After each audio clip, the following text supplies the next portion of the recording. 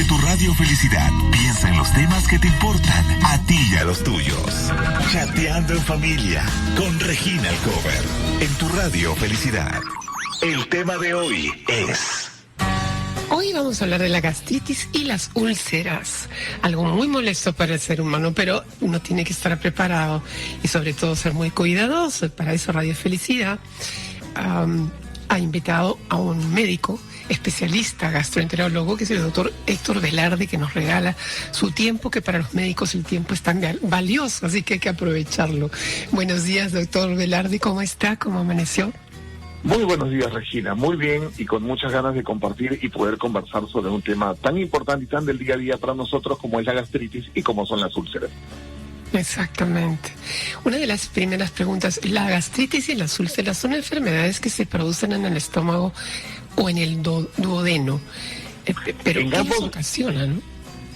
En ambos lugares. La gastritis es la inflamación del estómago. Las úlceras, que son el equivalente a una herida, una llaga en la piel, es una úlcera, se puede presentar tanto en el estómago como en cualquier otra parte del intestino. El duodeno es la primera porción del intestino delgado y ahí es donde se presentan las úlceras con mayor frecuencia.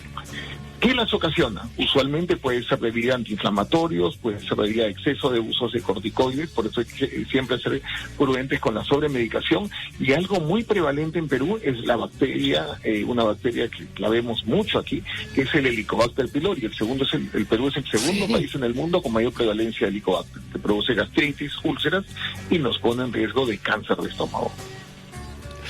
Doctor, ¿es cierto que el Helicobacter se duerme y después se despierta si quiere o no? Es cierto, de alguna manera se puede entender así. El Helicobacter ingresa y va minando a lo largo de los años la mucosa gástrica, va produciendo inflamación, lo que llamamos gastritis, muy levemente. Para que alguien tenga una gastritis asociada al Helicobacter es un periodo más o menos de unos 3 hasta unos 5 años. Para que ese Helicobacter me lleve hasta una úlcera es un proceso como de 3 hasta unos 5 o 7 años.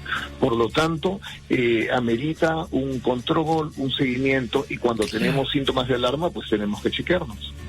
Yo le cuento, doctor, que tuve hace 32 años más o menos, porque tengo muchos ya en la vida, y hace 30 y pico, y cuando me dieron las pastillas, no sabía si iban a matar, decía yo, porque yo tomo todo en broma, ¿no? No sabía si iba a matar al bicho o me iba a matar a mí, pero sí se calmó y nunca más me molestó. Solamente cuando tomo muchas pastillas, o casi siempre tensión nerviosa, ¿verdad? Sí, es cierto. Pero el Helicobacter igual es una bacteria que tenemos que erradicar. Yo sé que nos cuesta mucho trabajo porque hay que tomar usualmente doble antibiótico para poder erradicar el Helicobacter, pero definitivamente es necesario. El riesgo de cáncer con los años 20 o 25 años es alto y nadie sabe conoce su genética, de manera que si tenemos alguna predisposición y el Helicobacter es la gota que colma el vaso, pues definitivamente y con mayor razón tenemos que erradicarlo. Que chequearlo. Muy bien. ¿Y cuáles son los primeros síntomas de la gastritis? Nuestros primeros síntomas de alarma son el ardor, definitivamente un ardor o un dolor o una sensación de quemazón que calma o aumenta con comida. Si yo tengo dolor o ardor que calma o aumenta con comida, definitivamente estoy enfocado a un síntoma que atañe al estómago o primera porción de intestino, que es el duodeno.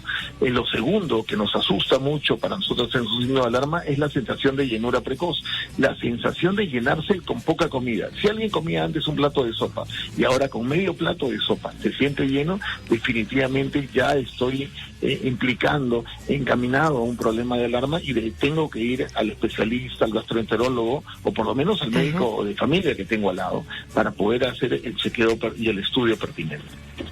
Correcto. Hay varios tipos diferentes de gastritis. Bueno, podemos hablar de gastritis aguda o situacional, alguna circunstancia en la cual alguien no come a sus horas, episodios prolongados de ayuno, ahora están las dietas intermitentes, por ejemplo. Pero también tenemos el padecimiento crónico. Si yo tengo historia de ardor o dolor que no varía con comida, llenura de más de 3 meses, definitivamente estoy enfrentándome a un problema de gastritis.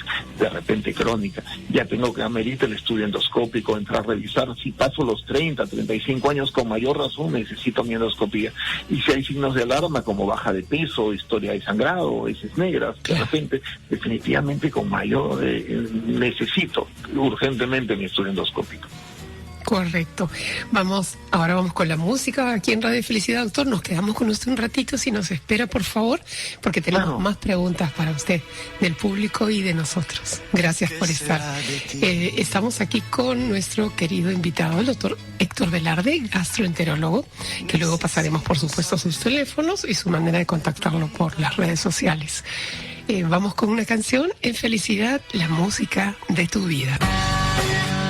Queremos dar las gracias al doctor Héctor Velarde por su tiempo. Él es gastroenterólogo y está absorbiendo preguntas de los oyentes.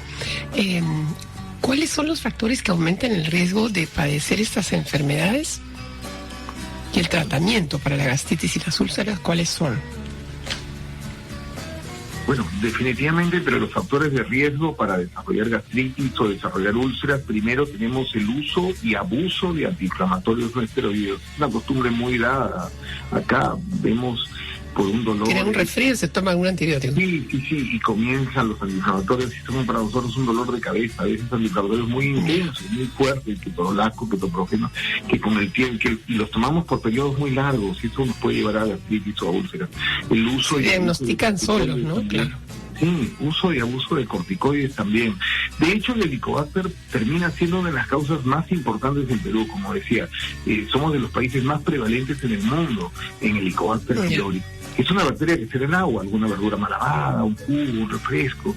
Siempre hay que tenemos que mejorar cada día más nuestra cultura de saneamiento del agua, hacer hervir el agua, evitar el agua cruda o de grifo, o el lavado y la desinfección de hortalizas, verduras, o de las frutas que crecen al ras de la tierra, ¿no? O sea que en la pandemia se ha aprendido un poquito más. Sí. Lavamos todo lo que no lavábamos. Pero no está mal. ¿Y qué comida tenemos que evitar o debemos evitar? Debemos cuidar, en el caso de gastritis debemos tener cuidado con los alimentos sobrecontaminados. El exceso de sal, el exceso de pimienta definitivamente son desfavorables para la renovación de mucosa gástrica. Tenemos una cosa a nuestro favor ahí. Usualmente la comida del peruano promedio, del ama de casa, no involucra mucho condimento en general. Pero sí tenemos episodios de alimentos muy contaminados. No se usaba pimienta negra, ahora la vemos por todos lados, que suele ser muy irritante. Claro, yo no uso pimienta tampoco. Sí, siempre nos preguntan acerca de las capsaicinas, ¿no? O sea, el ají, el rocoto. El ají, sí, justo le iba a preguntar.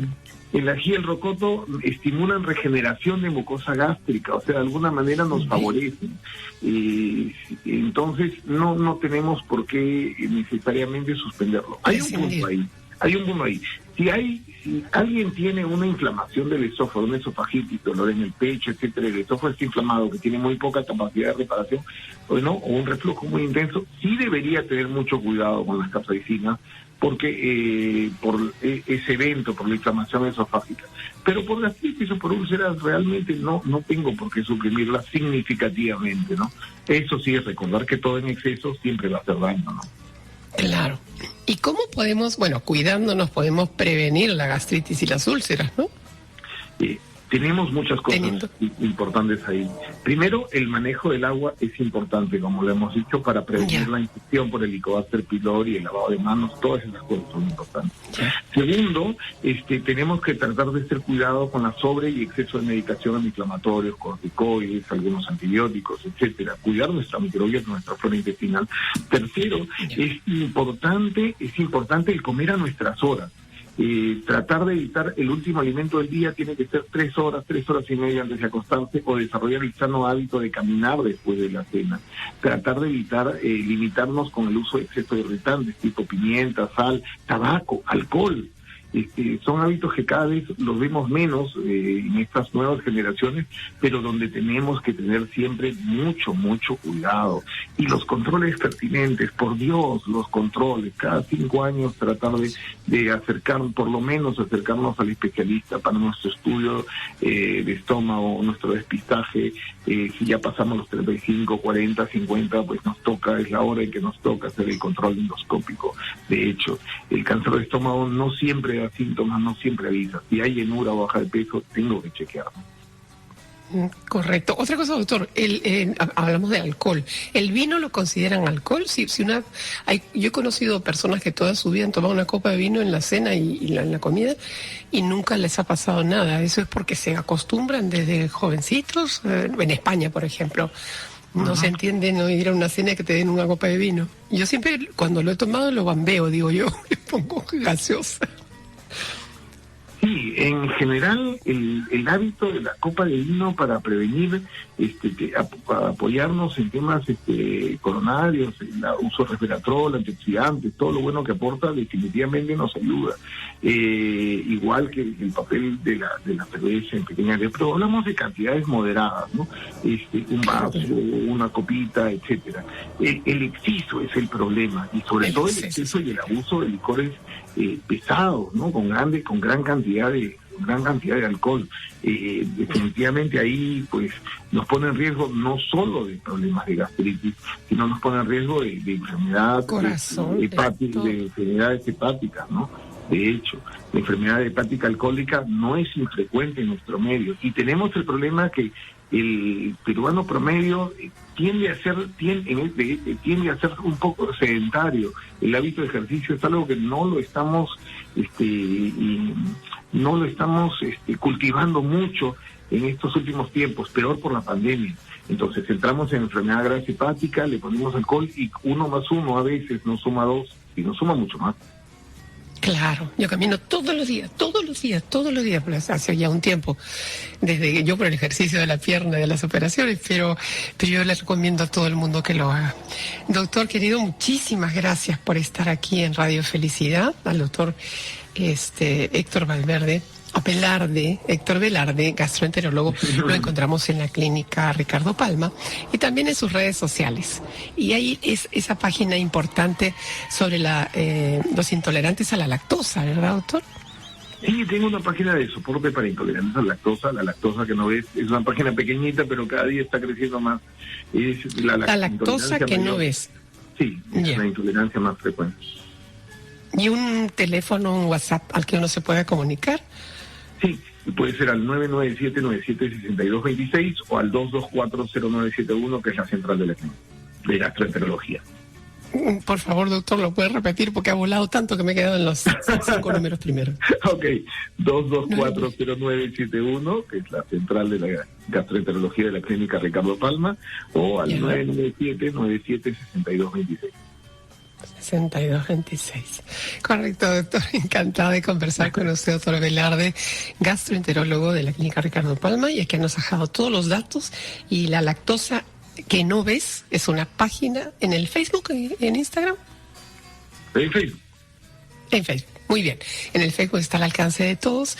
La lactosa que no ves, que es otra manera de si no sabes qué cosa te pasa con el estómago, lo puedes averiguar ahí y buscarlo, que hay absolutamente toda la información que necesitas. Muchas gracias, doctor Velarde, por estar esta mañana con nosotros. Un abrazo y gracias por cuidar la salud.